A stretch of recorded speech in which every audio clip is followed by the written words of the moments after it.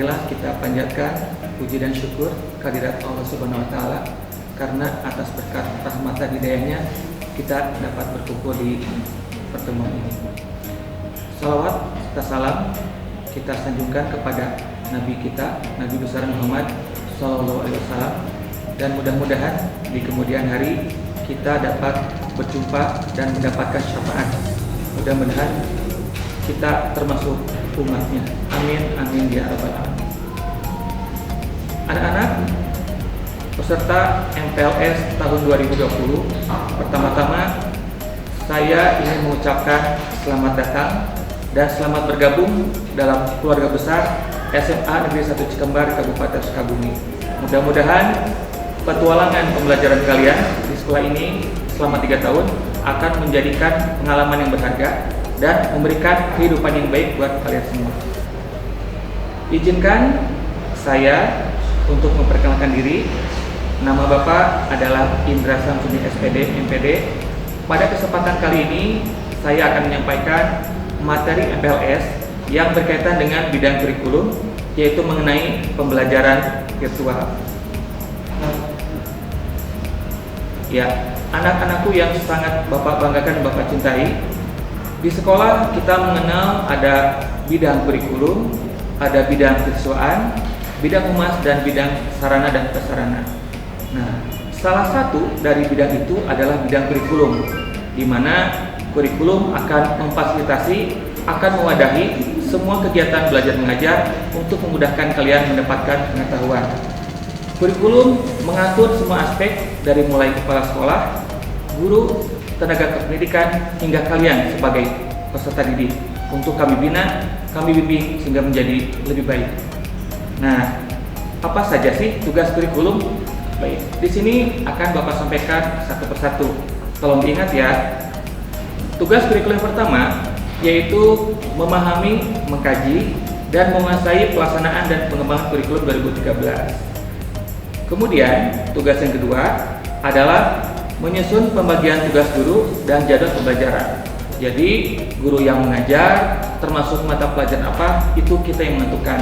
Tentunya dengan pertimbangan, semua akan mendapatkan kenyamanan. Tugas yang ketiga adalah mengkoordinasikan dan menggerakkan kegiatan belajar mengajar. Jadi, apabila kalian berhalangan hadir ataupun ada guru yang berhalangan, maka tugas kita sebagai kurikulum yang akan mengakomodir. Kemudian tugas yang keempat yaitu mengkoordinasikan penyusunan dan pengembangan bahan ajar atau modul untuk setiap mata pelajaran. Jadi bagaimana muatan-muatannya, bagaimana cara kita mengajar, bagaimana dan metode apa yang akan kita pakai, maka kurikulum sebagai bidang yang akan memfasilitasi kegiatan tersebut. Nah, tak kenal maka tak sayang. Pada kesempatan kali ini, izinkan saya mewakili tim kurikulum SMA 1 Cikembar akan memperkenalkan siapa saja guru-guru yang bertindak sebagai pelaksana kurikulum di SMA 1 Cikembar. Yang pertama ada Bapak Heri Sambas. Beliau merupakan wakil kepala sekolah bidang kurikulum mengampu mata pelajaran sejarah.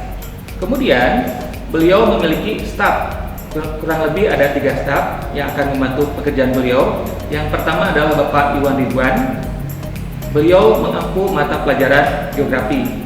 Kemudian ada saya sendiri, yaitu Indra Samsudin. Nah, kebetulan Bapak mengampu mata pelajaran fisika. Jadi apabila kalian memilih jurusan IPA untuk peminatan, maka kita akan bertemu di pelajaran yang cukup menantang itu.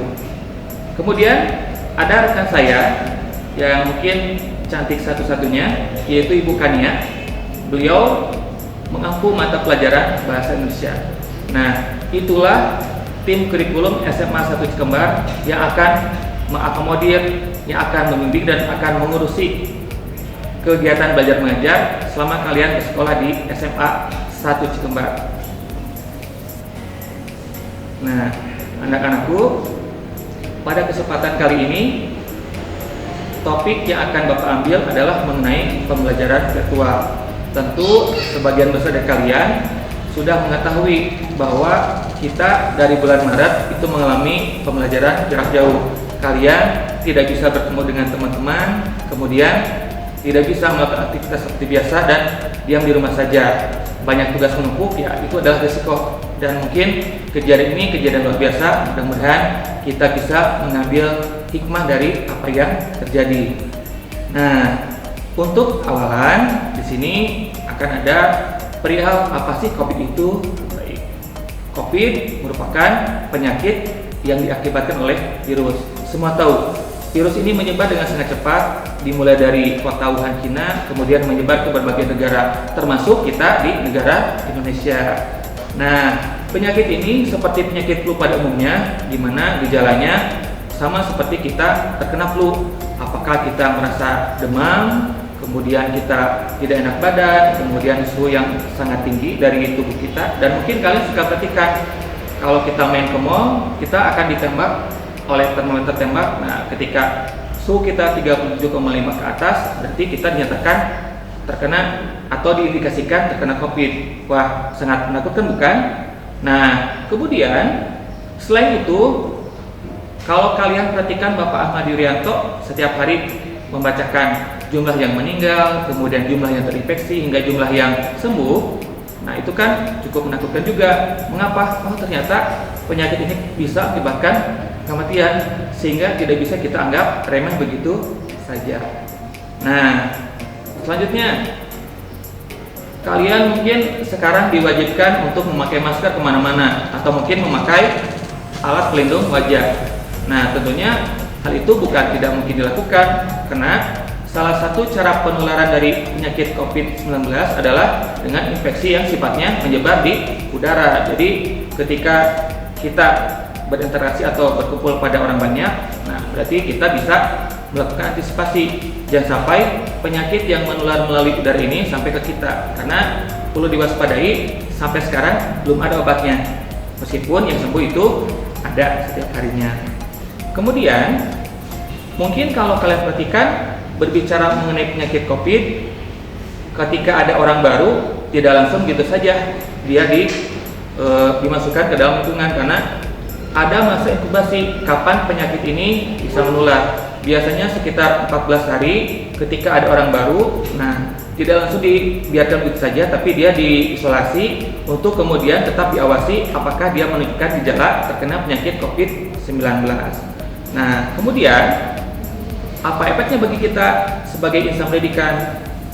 Kalau saya tidak salah menandai tanggal, per 16 Maret kita mulai diam rumah. Kalian tidak bisa lagi bertemu dengan teman, tidak bisa belajar, atau mungkin kita tidak bisa melakukan aktivitas seperti biasa.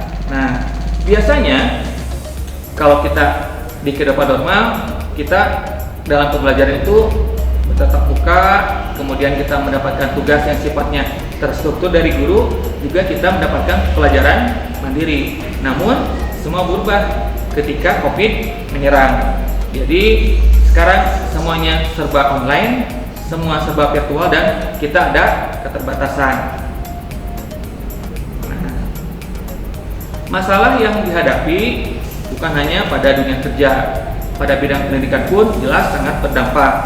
Kalian sebagai peserta didik tidak dapat melakukan tatap muka langsung. Kemudian karena kalian tidak bisa belajar di sekolah, maka sumber referensi untuk pelajaran pun terbatas. Di samping itu, guru tidak bisa menilai kalian secara langsung, karena kalian tidak tahu, guru tidak tahu yang dilakukan oleh kalian itu asli buatan kalian atau memang dibuatkan oleh orang. Jadi dalam pelajaran ada banyak aspek yang harus kita perhatikan, terutama dalam penilaian. Selanjutnya, nah lalu Pak, bagaimana solusi kita supaya anak tetap mendapatkan pembelajaran, kemudian kegiatan tetap bisa terus berlangsung? Nah, selama ini ada solusi yang dilakukan oleh beberapa sekolah atau lembaga pendidikan. Yang pertama, meskipun kita di rumah, kita masih bisa melakukan kegiatan secara virtual. Jadi kalian masih bisa berinteraksi dengan guru secara maksimal. Kemudian yang kedua, kalian bisa mengunduh sumber pembelajaran yang sifatnya online, apakah itu berupa e-book atau berupa perpustakaan online. Di samping kalian menggunakan browser untuk mendapatkan referensi. Nah, di aplikasi yang biasa kalian pakai, yang biasa digunakan di smartphone, tentu kalian sudah mengenal aplikasi sebagai berikut. Bapak sebutkan saja ya. Yang pertama, mungkin kalian sudah mengenal aplikasi Zoom. Kemudian ada Google Classroom, ada Google Meeting, dan juga ada Webex. Nah, aplikasi ini ketika kalian install itu akan membantu terlaksananya pembelajaran yang sifatnya virtual. Biasanya ketika kita menggunakan aplikasi Zoom, guru akan memberikan materi, kemudian kalian mendengarkan, kemudian ada penugasan, jadi tetap bisa mengakomodir kebutuhan keilmuan kita sebagai insan pendidikan. Bagaimana caranya? Aplikasi seperti Zoom, kemudian Google Meet, juga Webex, itu bisa kalian install dengan mudah di smartphone dan gunakan itu untuk pelajaran. Jadi ketika kalian luang, jangan cuma tiktokan saja. Ingat ya, sekarang kita bisa menggunakan aplikasi untuk pelajaran. Ya, bisa disebutkan, bisa diulang. Yang pertama apa? Ya, benar Zoom. Yang kedua, Google Meeting. Oke. Yang ketiga, Webex. Nah, kemudian satu lagi ya, yang mungkin lupa Bapak sebutkan, yaitu Google Classroom. Ya, silakan. Sekarang semua serba melek teknologi, mari kita gunakan teknologi untuk pembelajaran yang maksimal. Bapak lanjutkan. Di era sekarang, kalian terlahir sebagai seorang native digital, artinya kebutuhan digital bukan lagi yang baru, jadi ada kemungkinan besar kalian akan lebih pintar dari guru dalam kegiatan pelajaran. Nah, kalian yang setiap hari menggunakan smartphone akan mudah mengakses informasi apa saja, bisa untuk hiburan, bisa juga untuk kegiatan pembelajaran. Untuk kelas virtual itu ada dua jenis, ada yang sifatnya informatif, ada juga yang sifatnya interaksi. Nah, biasanya untuk yang sifatnya informasi itu berlaku pada mata pelajaran yang sifatnya eksak, di mana ketika pembelajaran virtual dilakukan, kalian akan mendapatkan pengarahan materi dari guru yang bersangkutan secara langsung. Nah, ketika guru menerangkan, silakan kalian perhatikan, kemudian kalian bisa mencatat hal-hal yang dianggap penting. Jangan lupa untuk virtual ada rekamannya, jadi ketika kalian ketinggalan bisa kalian ulang untuk melihat yang belum dipelajari. Kemudian yang kedua, ada pembelajaran yang sifatnya interaksi. Biasanya ini dilakukan oleh pelajaran yang sifatnya humaniora seperti bahasa atau PS. Ketika guru menerangkan, mungkin nanti akan ada feedback atau timbal balik. Bu, saya tidak paham, bolehkah saya berpendapat? Ya, silakan itu dilakukan. Nah, selanjutnya untuk pembelajaran bisa dilihat di tampilannya. Pembelajaran virtual seperti ini trennya. Jadi ada satu orang yang bertindak sebagai narasumber, terlihat wujudnya, kemudian akan ada banyak orang yang melihatnya. Inilah pembelajaran yang sifatnya narasumber tunggal. Artinya narasumber bertindak sebagai sumber dari informasi. Di sini narasumber nanti akan menampilkan file untuk kalian lihat, biasanya berupa PowerPoint, kemudian video, tugas, dan lain-lain. Nah, selanjutnya ada juga model pembelajaran bagian kedua, di mana tidak hanya ada satu narasumber, tapi lebih dari satu. Biasanya mereka akan berbagi hal yang sama seperti yang sebelumnya, berbagi file, kemudian PowerPoint, juga video secara bersamaan. Tentunya untuk model pembelajaran ini lebih menguntungkan. Mengapa? Karena kita bisa mendatangkan pemateri lebih dari satu pada satu tempat dengan lebih banyak konten yang beragam. Nah, sekarang coba lihat tampilan yang Bapak perlihatkan ke kalian. Yang satu adalah aplikasi yang berwarna hijau. Mungkin kalian tidak lepas dari aplikasi itu setiap hari kan? Kemudian ada juga aplikasi yang berwarna merah. Bisa menyebutkan yang berwarna hijau namanya apa? Benar, itu adalah WhatsApp. Kemudian yang berwarna merah? Ya, YouTube. Nah, kalau misalkan tren kekinian YouTube dan WhatsApp digunakan untuk hal yang sifatnya entertainment, bisa tidak kita masih melakukan untuk pelajaran? Kalian dengan YouTube mendapatkan banyak pengetahuan. Ada yang sifatnya gejala, bisa kalian lihat. ada yang sifatnya tutorial, bisa kalian ikuti. Nah, jadi semua sangat lengkap pada era seperti sekarang. Lalu, Pak, WhatsApp gunanya untuk apa? Baik, sekarang semua orang punya WhatsApp, semua orang bisa berbagi media. Silakan gunakan WhatsApp dengan sebaik-baiknya. Ketika ada guru yang menerangkan lewat WhatsApp, kalian bisa simpan, kalian bisa ulangi untuk pelajari. Nah, itulah kunci keberhasilan yang bisa kalian coba terapkan di era digital ini.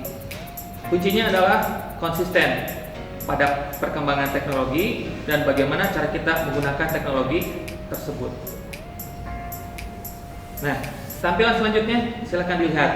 Ada banyak media yang akan membantu kalian untuk belajar. Yang pertama ada media video, kemudian ada media gambar, ada media cetak, dan ada media rekam. Kalau kalian ketika guru menerangkan, Pak, kok sepertinya susah dipahami guru ini, ya silakan gunakan media untuk merekam. Silakan diulang-ulang, maka kalian akan bisa mendapatkan hasil yang maksimal.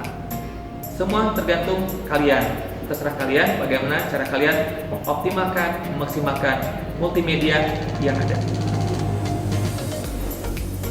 Ya, satu hal yang harus dipahami, mudah-mudahan pandemi ini segera berakhir sehingga kalian bisa kembali ke sekolah, kembali bertemu dengan teman, kembali mengajar dan bertemu dengan guru, dan kita berdoa semoga itu cepat terwujud.